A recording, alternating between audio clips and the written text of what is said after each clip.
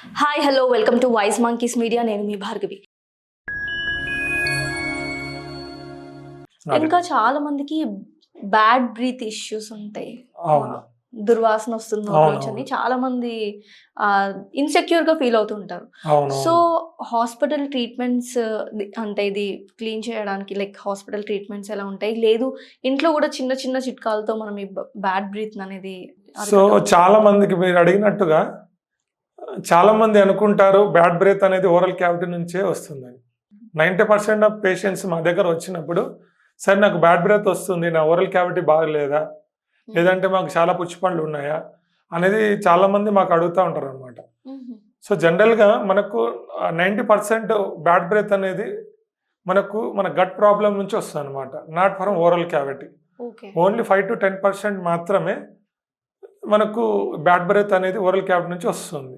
But 90% of problem is related to the మనం తిన్న food, previous day తిన్న food మీద కానీ, అండ్ ఇండైజెషన్ వల్ల కానీ, అండ్ కాన్స్టిపేషన్ కానీ, అండ్ గట్ ప్రాపర్ మనకు ఈ డైజెస్టివ్ సిస్టమ్ ప్రాపర్గా ఉండకపోవడం కానీ, కోలాను, పెద్ద ప్రేగు, చిన్న ప్రేగు వీళ్ళు క్లీన్గా ఉండకపోవడం కానీ, సో చాలా రకాల ప్రాబ్లమ్స్ వల్ల మనకు ఈ గ్యాసెస్ రీగర్గిటేషన్ వల్ల మనకు మౌత్ నుంచి బ్యాడ్ స్మెల్ అనేది వస్తుంది అనమాట. ఓకే, గట్ ఇష్యూస్ వల్ల బ్యాడ్ బ్రీత్. సో వీటి గురించి ఎవరికి అవగాహన ఉండదు. సో దీనికి ట్రీట్మెంట్స్ ఎలా ఇస్తారు మీరు ఇన్ కేస్ హాస్పిటల్? జనరల్గా హాస్పిటల్కి వచ్చినప్పుడు ఫస్ట్ ప్రయారిటీగా మేము ఓరల్ క్యావిటీ నుంచి ఏం ప్రాబ్లమ్స్ ఉన్నాయో చూస్తాము. సో వాటికి ఫస్ట్ ప్రయారిటీగా మేము కరెక్ట్ చేస్తాము. దెన్ మేము పేషెంట్స్కి వాళ్ళు ఏమన్నా లేట్ నైట్స్ తింటున్నారా, వాళ్ళు ఏం ఫుడ్ తింటున్నారు, అండ్ వాళ్ళకి ప్రాపర్గా డైజెషన్ అవుతుందా లేదా వాళ్ళని మేము ఎంక్వైరీ చేస్తాము అనమాట. సో ఒకవేళ ఓరల్ క్యావిటీలో ఏదైనా మైనర్ ప్రాబ్లమ్స్ ఉంటే మేము కరెక్ట్ చేస్తాము. అండ్ వాళ్ళకు మేము వాళ్ళకు ఓరల్ క్యావిటీ నుంచి బాగా బ్యాడ్ బ్రెత్ వస్తుందంటే 100% మేము గ్యాస్ట్రోఎంట్రాలజిస్ట్కి రిఫర్ చేస్తాము. సో అండ్ వాళ్ళకి అంటే కాన్స్టిపేషన్ ఏమైనా ప్రాబ్లం ఉందని ఎంక్వైరీ చేసి దానికి సొల్యూషన్గా మనము వాళ్ళకి ఇస్తాం అన్నమాట, గట్ క్లియర్ చేసుకోమని చెప్తాం అనమాట. సో ఇది జనరల్గా మేము అడ్వైజ్ చేసేది మా క్లినిక్లో. సో చాలా మంది ఇప్పుడు డెంటల్ ఇష్యూస్ కోసం హాస్పిటల్కి వెళ్తే ఖచ్చితంగా మౌత్ వాష్ అనేది సజెస్ట్ చేస్తారు.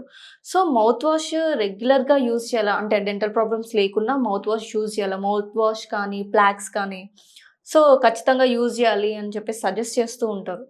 So what is the difference between mouth wash and plaques? జనరల్గా మనకు ఓరల్ హెల్త్లో ఏదైనా గమ్ము ప్రాబ్లమ్స్ ఉంటేనే మనము మౌత్ వాష్ అనేది ఇస్తాం అనమాట పేషెంట్స్కి. జనరల్ పేషెంట్స్కి మౌత్ వాష్ అనేది ఇవ్వము. సో మౌత్ వాష్లో మనకు రెక్సిడిన్ అని ఇట్లాంటి కొన్ని మనకు మెడిసిన్స్ ఉంటాయి.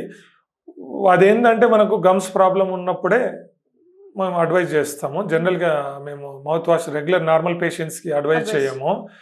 అండ్ మనకు ఏదైనా మౌత్ ఫ్రెషనర్స్ కావాలంటే వాళ్ళకి కావాలంటే మనం జనరల్గా లవంగాలు కానీ, ఇలాచీ కానీ ఇట్లాంటి అడ్వైజ్ చేస్తాము మేము జనరల్గా. లేదంటే ఏదైనా బయట మౌత్ ఫ్రెషనర్ మిన్స్ ఉంటే వాటిని ఏదైనా వాళ్ళకు మౌత్ ఫ్రెషనింగ్ కోసం కావాలంటే అడ్వైజ్ చేస్తాం. కానీ మౌత్ వాషెస్ నార్మల్ పేషెంట్కి అడ్వైజ్ చేయము అన్లెస్ వాళ్ళకి ఏదైనా గమ్ ప్రాబ్లం ఉంటే తప్ప. అండ్ మనకు మీరు ఇంకోటి అన్నారు plaques mouth wash and plaques అని చెప్పి బాగా సజెస్ట్ చేస్తున్నారు. ఇప్పుడు లైక్ అడ్వర్టైజ్మెంట్ లో కూడా డైలీ వాడండి అని చెప్తున్నారు. ప్లాక్స్ అనేది ఏముండదు, మామూలుగా మనము ఓరల్ క్యావిటీ నీట్గా ఉంచుకోవడానికి మనము ఫ్లాసింగ్ అని చెప్తాం అనమాట. ఓకే, ఫుడ్ మధ్యలో మనకు టీత్ మధ్యలో ఏదైనా స్ట్రక్ అయిన ఫుడ్ని తీసుకోవడానికి అట్లని తీసుకోవడానికి ఇంతకుముందు థ్రెడ్ ఫ్లాసింగ్ వాడేవాళ్ళు. సో దిస్ ఓల్డ్ మెథడ్, అది ఇప్పుడు వాడవద్దని చెప్తాం చాలా మంది మేము పేషెంట్స్కి. ఇప్పుడు ఒక 300 రూపీస్ ఆ 250 రూపీస్ కొడితే మనకు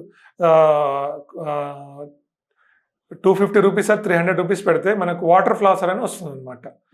ఒకసారి మనం బ్రష్ చేసుకున్న తర్వాత కానీ నైట్ పడుకున్న ముందు కానీ ఈ వాటర్ ఫ్లాస్ యూజ్ చేసుకుంటే పండ్ల మధ్యలో ఉన్న గమ్స్ మధ్యలో ఉన్న ఏదైనా ఫుడ్ స్ట్రక్ అయిన ఉన్నట్టు వెళ్ళిపోతాయి అనమాట.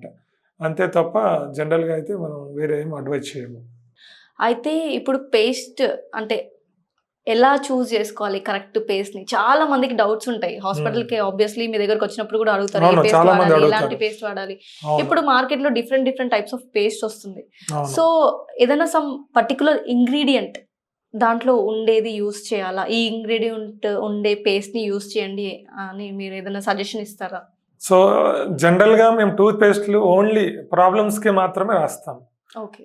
జనరల్ పేషెంట్‌కి మేము ఏ టూత్ పేస్ట్‌లు అడ్వైజ్ చేయము. ఓహ్! ఒక పేషెంట్‌కి సెన్సిటివ్ ఉంటే సెన్సిటివ్ ఉన్న పేస్ట్, గమ్ ప్రాబ్లమ్ ఉంటే గమ్ ప్రాబ్లమ్ ఉన్న పేస్ట్, ఎనామిల్ ప్రాబ్లమ్ ఉంటే ఎనామిల్ ప్రాబ్లమ్ ఉన్న పేస్ట్ హ్మ్. అండ్ అట్లా మనకు చిన్న పిల్లల నుంచి పెద్దల వరకు మనకు వాళ్ళకి ఏం ప్రాబ్లం ఉంది అనేది ఐడెంటిఫై చేసి టూత్ వైట్నింగ్ పేస్ట్ ఇట్లా వాళ్ళకి ప్రాబ్లమ్స్ని బట్టి మాత్రమే మనం పేస్ట్ అనేది జనరల్గా అడ్వైజ్ చేస్తాం అనమాట. ఓకే. సో నార్మల్ పేషెంట్కి మేము మెడికేటెడ్ పేస్ట్ అనేది మేము అడ్వైజ్ చేయము. నేను పేషెంట్ ఒకటే చెప్తాను, మెడికల్ షాప్లో ఏ పేస్ట్ దొరికినా అది మెడికేటెడ్ పేస్టు. ఓకే. సో మీరు ఆ పేస్ట్ వాడొద్దు. జనరల్ కిరాణా కొట్టులో ఏదైతే పేస్ట్ దొరుకుతుందో అది నార్మల్ పేస్ట్, అది ఎవరైనా వాడొచ్చు. ఓకే. ఓకే. సో చాలామంది పేస్ట్ మెడికల్ షాప్లో పేస్ట్లు కొనుక్కొని రోజు అదే వాడుతూ ఉంటారు అనమాట. హ్మ్. సో మనము ప్రాబ్లం లేకుండా మెడిసిన్ వేసుకోవద్దు కదా. సో మనకు డెంటల్ ప్రాబ్లం లేదు కాబట్టి మనము మెడిసిన్ లేని పేస్టే వాడాలి. మెడికేటెడ్ పేస్ట్ అనేది వాడొద్దు అనమాట. ఈ రోజుల్లో చాలామంది మనము పాడ్‌కాస్ట్ వింటూ ఉంటాము, లేదంటే ఒక జనరల్ సజెషన్ వింటూ ఉంటాము. pH ఏదైతే మనం పేస్ట్లు వాడుతున్నామో దాంట్లో pH అనేది కరెక్ట్ లేదనమాట బయట మనం వాడే పేస్ట్లలో. హ్మ్. అండ్ దాంట్లో క్యాన్సర్ కారకం అనేది ఒక సోడియం లారైల్ సల్ఫేట్ అని ఉంటుందన్నమాట. Oh! It's very dangerous for our health. Okay. So నేను నాకు వచ్చే పేషెంట్స్కి అయితే బయట దొరికే పేస్ట్లు వాడొద్దని చెప్తాను నేను. ఈవెన్ కిరాణా కొట్టులో పేస్ట్ కూడా వాడొద్దు. దాంట్లో సోడియం లారైల్ సల్ఫేట్ అనేది ఉంటుంది, very dangerous for health. So మౌత్కి మనకు కావాల్సిన ప్రాపర్ బ్రష్ చేసుకోవాలి. సో దానికి మనకు కావాల్సిన హోమ్ ఇంగ్రీడియంట్స్ కానీ ఆర్గానిక్ పేస్ట్లు కానీ ఓకే. ఏదైతే మనకు ఈ సోడియం లారైల్ సల్ఫేట్ ఉండదో, హుహు. ఏదైతే మనకు న్యాచురల్ అంటే ఏదైతే దాంట్లో పసుపు కానీ లవంగం కానీ దాల్చిన చెక్క కానీ ఇలాచి కానీ హ్మ్. అండ్ ఈ ఫోమింగ్ ఏజెంట్ జనరల్ ఆర్గానిక్ కారకం నుంచి ఉన్న వాటికి. హ్మ్. సో ఇవి మనము వాడుకుంటే చాలా బెటర్ అనమాట. ఎందుకంటే పేస్ట్ అనేది not good for health as of now. And paste అనేది మనకు రిఫ్రెషింగ్ ఇవ్వాలి తప్ప మనకు హెల్త్కి ఇంకో ప్రాబ్లం తెచ్చి పెట్టకూడదు అనమాట. జనరల్గా ఏంటంటే అట్లా దొరకని వాళ్ళు మనకు ఇంట్లో ఏదైనా మనము జస్ట్ పసుపు హ్మ్. అండ్ జస్ట్ సాల్ట్ ఏదైనా మనకు ఆర్గానిక్ సాల్ట్, పింక్ సాల్ట్ కానీ బ్లాక్ సాల్ట్ కానీ హుహు.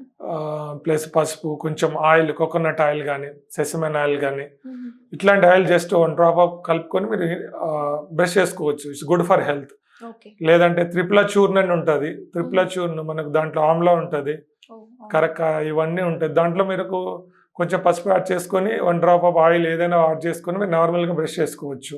ఓకే. సో ఇది useful for your general health and teeth health. So బయట పేస్ట్ అయితే వాడొద్దని నా suggestion. Thank you so much doctor. మీతో మాట్లాడిన తర్వాత చాలా మందికి అసలు టీత్ ఎలా ఉంచుకోవాలి అండ్ చాలా డౌట్స్ కూడా క్లియర్ చేశారు. Thank you so much. ఇంకొక పాడ్‌కాస్ట్‌లో మళ్ళీ కలుద్దాం. Thank you so much. Thank you అండి.